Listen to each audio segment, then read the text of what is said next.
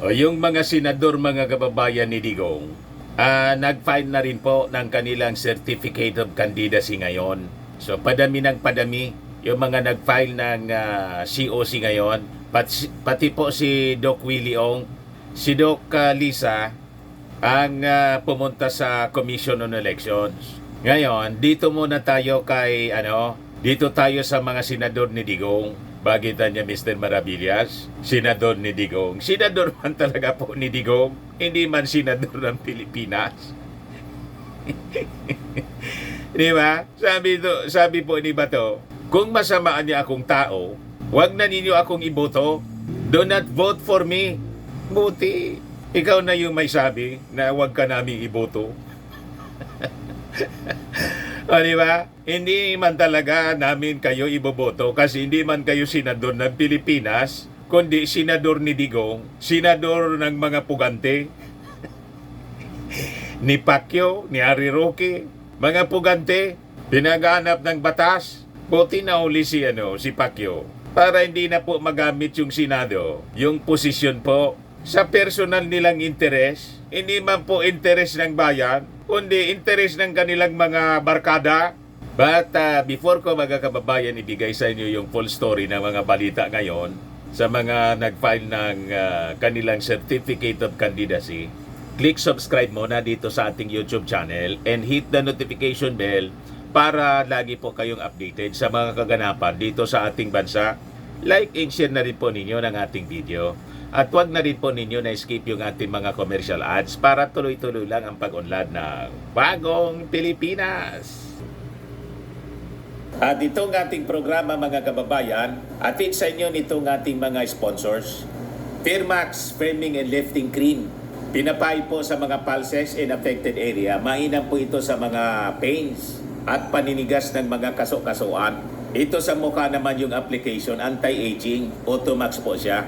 Ito ay Glow 60 mga kababayan. Whitening po siya.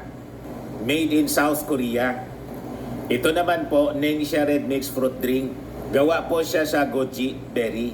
May anti-cancer properties po siya. At sa mga naghanap po ng malinis and spacious fitness gym, pumunta lang po kayo sa aming Colossal Fitness Gym. May Grab ka rental din po kami. At bills payment po sa aming office. At saka sa mga mahilig po sa mga imported bags, manood po kayo sa live selling ni Madam Eileen Rosales sa kanyang Eileen Closet po. Pati mga shoes, ito yung kanya po. Ito yung kanyang page. Kita ninyo, napakagandang mga online selling po siya. Si Madam Eileen Rosales. Cellphone number niya po, 773-798-7816.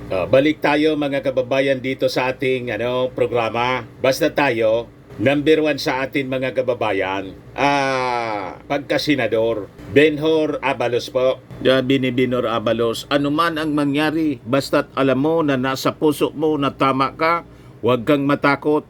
Yang mga demanda, kritisismo at pambabatikos, tinutulugan ko lang. Bakit? Iisa ang layunin ko. Tapusin ang dapat tapusin, gawin ang nararapat ayon sa aking katungkulan, at isagawa ang mga hakbang para sa ikabubuti ng ating bansa. Yan yung kanyang mensahe mga kababayan sa Liga ng mga Barangay National Convention. Yan dapat po ang kailangan nating senador. Senador ng Pilipinas. Hindi senador ni Pacquiao, senador ni Digong, senador ni Inday. Pansarili yun. Yung pinaglalaban po, pansarili lang. Interes ng kanilang partido, interes ng kanilang mga barkada. Ano yun? Tapos, bagong mga faces na rin po. Bagong mukha. Si Benhur Abalos, first time itong tumakbo pagka-senador. Tapos si Mark Gamboa mga kababayan, isa pong vlogger at negosyante, graduate ng Ateneo mga kababayan. Ang degree niya po, AB in Development Studies. It is about nation building. Tama po yung kanyang training. May-ari din po siya ng resort sa Pampanga at nasa cosmetics business siya po. na may branches sa iba-ibang dako ng ating bansa. So, magaling din siya mga kababayan. Maganda yung kanyang agenda. Ito ang ipalit natin mga kababayan sa mga senador ni Digong.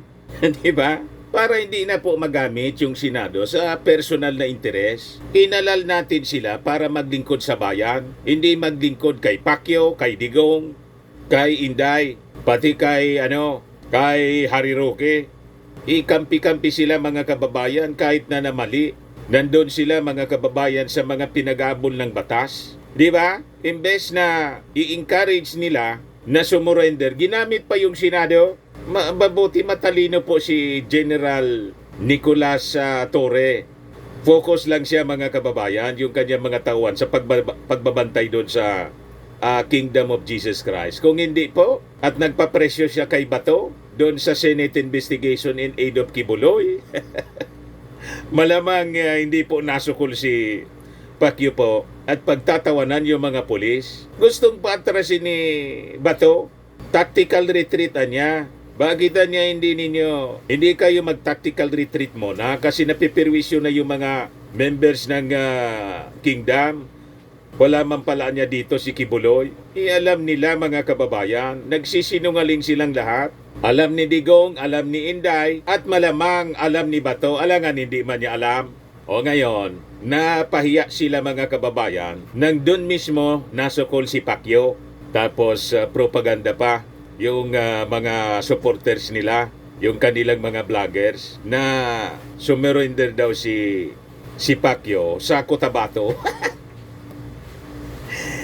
Bakit pa pupunta sa Cotabato mga kababayan para lang sumuko? Di ba? Lahat kasinungalingan mga kababayan yung kanilang tinakalat. Ngayon, sabi ni Bato sa kanilang filing, kung ako niya ay masamang tao, do not vote for me. Di mabuti. Ikaw na yung nagsabi. Kasi talagang masama yung ginawa ninyo. Kung ang tao naggawa ng masama, di masamang tao siya. Tama? Masama na kumampi ka sa isang pinaghanap ng batas. O di, ikaw na yung nagsabi na kung ako niya masama, tingin ninyo masama ako, wag na ninyo akong iboto. Di, that's fine. Wag natin daw po iboto siya. If you think Bato is a bad person, then please, by all means, do not vote for me. Yan nga yung aming gagawin para hindi na kayo makapang-abuso. Ginagamit ninyo yung Senado sa mga personal na mga interest ninyo. You just imagine yung ginawa ninyong Senate investigation in aid of legislation. Hindi man in aid of legislation, kundi in aid of destabilization. Yung sa issue ng pulburon na yung witness ninyo, isang certified jukebox king. Yung dating PDEA agent, yung yung pangalan nun, isa ring kalbo. Si Morales, na dahil lang sa butas ng bond paper, authentic na sa'yo. O, di ba? Hindi namin yun nakakalimutan, Senator Bato. Yung pinagagawa ninyo sa Senado, mga walang kakwenta-kwentang investigation na inyo pong sinusulong. Hindi man po in aid of legislation, kundi in aid of Inday. Para pag nag-alsa yung tao, nag-people power, uupo yung designated survivor. Alam namin yung inyong agenda. Huwag kami Bato. Yan sabi niya dito. I leave it up to the people. The people know better. What is the real score? Taong bayan ang magde-decide kung talagang totoo yan o hindi. Then, makikita natin yan, magiging result ng eleksyon. Kung sila ay naniniwala na si Bato ay masamang tao, then please, by all means, do not vote for me. Ayos na. Nakapag-desisyon na yung mga mamamayang Filipino. Siyempre, may boboto pa rin sa'yo. Yung mga supporters ni Digong at ni Inday. Wala man kaming pakidon sa desisyon ng mga supporters ninyo. Kami, yung mga neutral, i-educate namin yung mga mamamayang Filipino ng mga tulad po ninyo. Walang puwang sa Senado. O yan sila, nag-file mga kababayan. sumama sa pag-file para siyempre, makaipo ng maraming tao. Yan, si Philip Salvador, si Bato, pagkatapos si Bongo. Tatakbo sila na senador ni Digong. O ngayon, during the press conference, bawat kandidato po, binibigyan ng pagkakataon na paabot ng statement at yung media makapagtanong. Si Philip Salvador po, ang tagal na makapagsalita. Grabe nervyos. Pawisan mga kababayan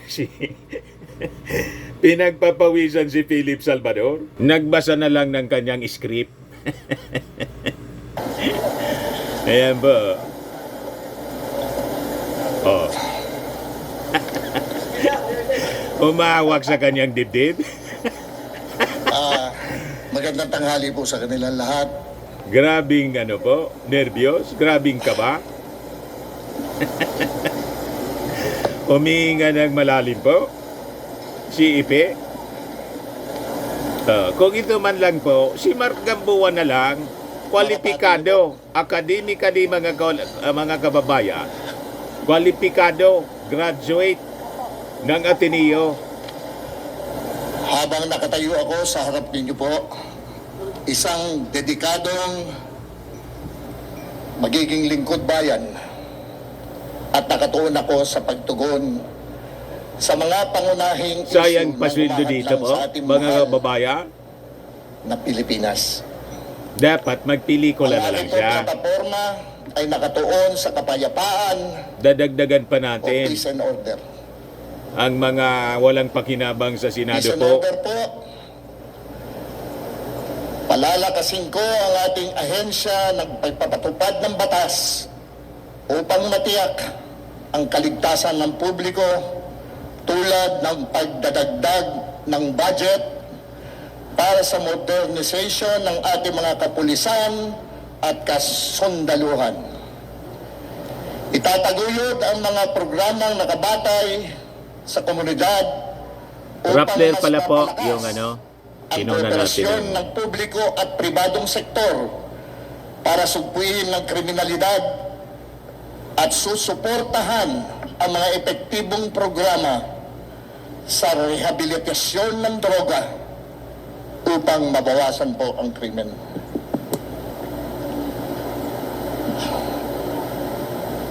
Ano na?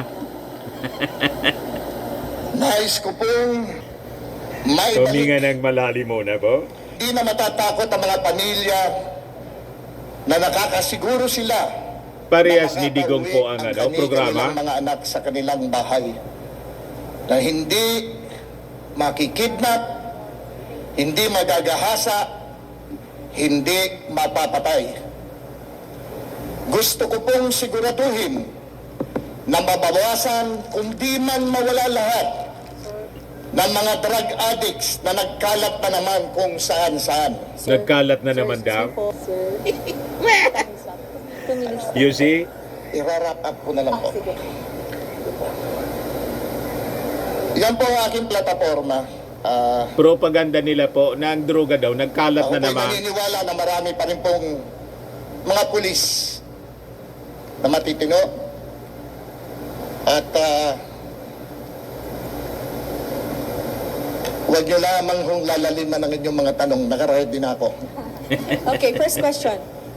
Nico? Yes, Ready na daw siya. Magandang umaga po, sir. Sir, na-mention niyo po dyan po sa speech niyo na you're in favor of rehabilitation po, when it comes to the drug addicts po. Does this mean na you don't agree po with the war on drugs of former President Rodrigo Duterte na libo-libo po yung napatay? Ay, hindi po.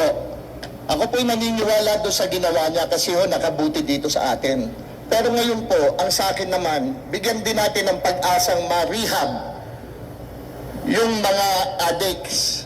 Kasi po, maski na mga addicts yan, meron pa rin pamilyang nagmamahal sa kanila. Bigyan din natin ng makabalik sila sa lipunan. Hindi po tulad ng programa ni Digong. Kasi kay Digong, kill. Makabalik sa lipunan at kailangan mo, Di ba? Wala naman po ako sinasabing papatayan eh. Ang sinabi ko po, hulihin at parihab. hulihin sila para mabigyan sila ng pag-asa. Kailangan, sa akin po kasi, ayoko nung hinuli ko, pinatay ko. Ayoko nang ganun. To, mabigyan Oh, sila so ng okay pag-asa. na itong ano, At tingin ko naman po, hindi ka na kailangan kasi Tama din iyon yung na ating yung programa sinasabi. mismo ng ating Kung mali po, administrasyon. patawarin So niyo ano ako. pa? Yun po. Okay. Sir, Wala nang rason na umupo ka pa dyan. Yes, sir. Michael Rogas po. Sayang Radyo pasweldo. Pilipinas. Nilabanggit po ninyo yung mga plataforma kanina. At Isa lang po plataforma ko, peace and order. po. Sir, Isa bilang lang. isang artista, ba kayong Lugi talaga po. na gumawa po ng isang panukalang batas para ho sa ganun ay ma-draft po at maipasa sa Senado ito po mga binabanggit po ninyong plataforma na ito? Opo. Bakit naman po hindi? Yun nga po ang nakakasakit minsan. Kasi po, ang tingin sa lahat sa amin, kami mga artista lang. Makikipagtulungan naman po siguro ako sa aking mga abogado. Makikipagtulungan naman po ako sa kapulisan. Ideya. Lahat po yan. Hindi ko naman po aakuin ko na Ang agad problema, batas. paano mo yun Kailangan i-defend? po, meron akong Alangan man yung oras abogado din. mo, siya pa yung mag-defend. Na makapag-usap Ikaw sa nakaupo kanila lang. para Di yung maayos abogado ko mo na ang lang ang dapat patakbuhin. Sir, follow-up question lamang po. Di ba? Beyond po sa pagiging artista, ano pa ho yung inyong experience na maaari pong maging batayan ng mga botante para po kayo ay iboto? Simple lamang po. Siguro po sa loob ng ilang taon na pag-ikot ko po sa buong Pilipinas, nakikita at nakakausap ko naman po at nalalaman ko kung ano mga hinaing ng mga tao. At yun po ang aking pinakahawakan dahil nga po ako'y bumababa hanggang sa grassroots po ang pinupuntahan ko. Nala ko ano ang kanilang Hindi ka man lang ang pangangailangan, umiikot kung ano sa po buong Pilipinas. ang kanilang hinaing. Hinihingi At nila pumupunta sa kanilang mga grassroots, lugar na di ba? kawasan ng mga adik. Mas naintindihan yan yung Marami na grassroots naman po. ni Benor Abalos. Nagkalan kung saan. Kaya kung maaari po, kung ako po'y mabibigyan nila ng pagkakataon, gagawin ko po ang lahat. Tatanggalin ko ho ang pagod sa aking katawan para maiayos ko po kung ano yung mga hinaing, lalo na po ng mga magulang. Susunod pong tatanong. Meron pa po? Okay. Sherry Ann, ABS-CBN po.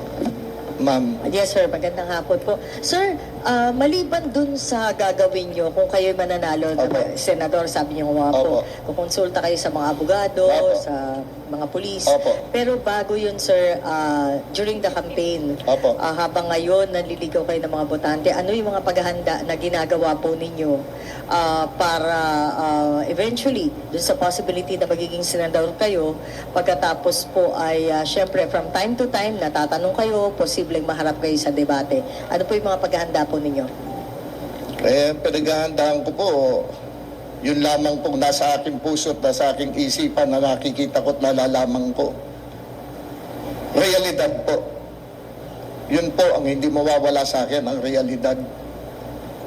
Kasi po, nagkalat na naman ng korupsyon dito. Nagpaparinig Pagka ko. korupsyon po nandyan, ang krimen po hindi mawawala. Kapag ang korupsyon po nandyan, lalo pong maghihirap yung mahihirap. At kapag yung korupsyon nandyan, Yung mapupunta corruption na po naman nandun at sa confidential maiisip na naman fund. nilang bumalik sa droga. Kasi yun ang pantanggal ng kanilang... Tama ba? Nayaw nga pong ipaliwanag ng kanyang kaalyado. Philip, ano yung main motivation ninyo? Bakit sa dulo naisip nyo magsesenador ako?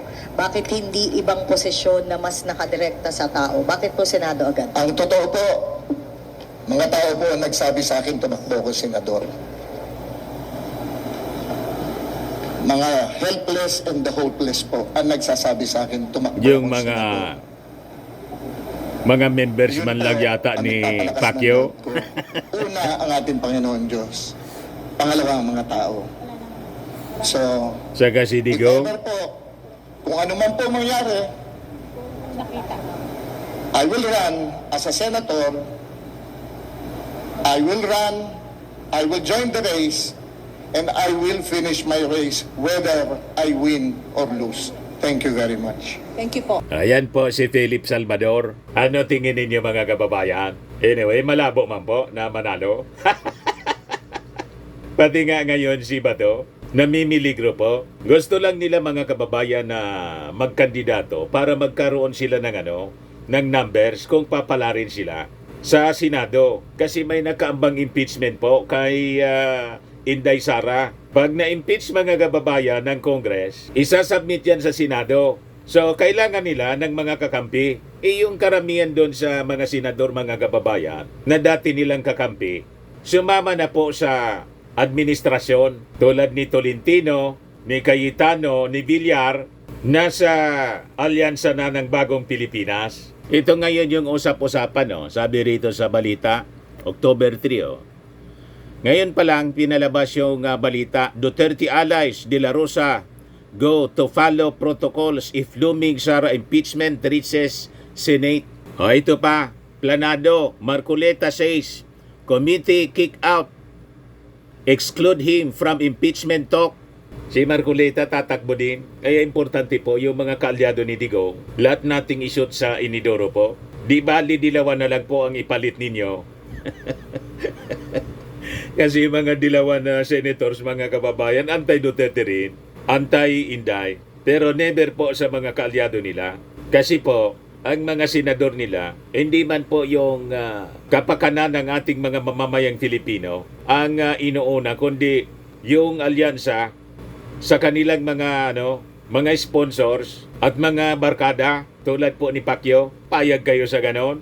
Yun din ang sadya nito. Kaya tumakbo pagka-senador para iligtas lang ito.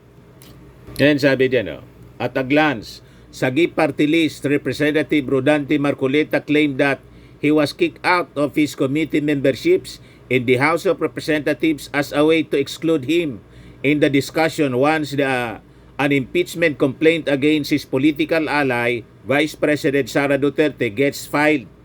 Yung sarili niya, hindi niya nasagip, tinanggalan ng mga committees. O, di ba? Balido naman po yung mga pagtatanong ng Congress. Pinapaliwanag si Inday, mga kababayan, kung paano ginastos yung pera ng bayan. Imbis na sagutin, mga kababayan, kung ano-anong palusot ang ginagawa at yung mga guest resource persons na in-invite galing sa kanyang opisina, binawalan niya na hindi magsalita. Tama ba yon? So ayaw niya ng transparency, mga kababayan, sa paggastos ng kwarta. At itong mga kakandidatong senador, ang intensyon para isagip lang siya. Tama ba yon? So yun ang kanilang intensyon sa pagtakbo. Hindi para maglingkod sa ating bayan, kundi maglingkod sa kanilang sponsor, maglingkod sa kanilang kaalyado sa politika. Hindi natin paintulutan, mga kababayan, ang ganyang uri ng agenda. Personal po yung kanilang agenda. Ngayon sabi rito, kung kami ay papalarin sa 28th Congress, pagbabasihan natin ang kanilang ebidensya, sabi po ni Go. When asked if the De La Rosa would support Duterte if the looming impeachment case reaches the Senate, the former Philippine National Police Chief responded that he will first review the article of impeachment. I will still have to read the articles of impeachment, then I will decide. The question of impeachment was raised on October 2 by Gary Alejano, a party list aspirant running under the Magdalo party list, who said that if elected to the House of Representatives, they might file an impeachment complaint against the Vice President.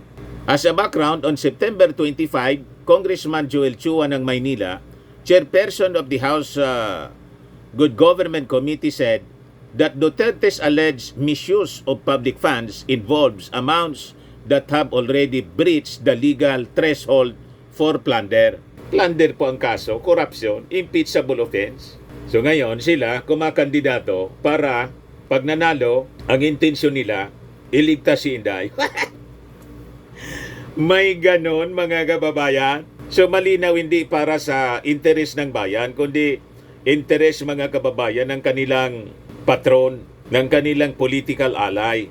So mali po ang ganon, mga kababayan. Dapat merito doon tayo sa tama. Alam ng mali. Yan ang pag-ugali nila mga kababayan. Yun ang wag dapat natin paintulutan. Ginagamit nila yung posisyon para sa sarili nilang interest lang mga kababayan. Pansarili. Sa mga naghanap ng malinis and spacious fitness gym, pumunta lang po kayo sa aming Colossal Fitness Gym. We also offer Grab Car Rental with our brand new 2023 model ng Toyota Innova. We also accept booking for those who are planning to travel via PAL, Cebu Pacific, and other airline companies, local and international, and bills payment for Meralco Bills, PLDT, Aleco Bills, etc. Ang Colossal Fitness Gym is located at 3rd floor Security Bank Building, Landco Business Park, Legazpi City, Albay. For inquiries, look for Chilon Maravillas. Contact number 0966-802-0949. Yan yung aming Innova. Lagi na pong matao sa amin. Pati mga foreigners po, tingnan ninyo. Mga British tourists sila. Ang lalaki ng katawan na, mga kababayan, nag-gym sa amin. Ito naman po, Indian National. Ito mga mga European sila. Ito naman yung bago naming product na binibenta online, Eye Glow Serum. Whitening po siya galing sa South Korea. Tingnan ninyo yung epekto sa aking anak na architect entrepreneur, Riz Maravillas. For inquiries, look for Riz Maravillas on FB. Ito naman po, Firmax Firming and Lifting Cream. Pinapahid po ito sa mga pulses and affected area. Mainam po ito sa mga pains at paninigas na mga kaso-kasuan. Ito po, Automax Radiant Serum. Sa mukha naman yung application. Anti-aging po siya. You will look 10 years younger than your age. Sa mga cancer patients naman po, baka lang gusto ninyo itong itry. Nengxia Red Mix Fruit Drink. Hindi man po siya gamot, food supplement siya. Kaya lang, gawa siya mga kababayan sa goji berry. Yung goji berry may anti-cancer properties. Yung mga inquiries ninyo, dumiretso na lang kayo sa aming messenger sa Facebook para masagot namin agad. Ayos po, ako po si Dante Maravillas. Bye-bye. God bless.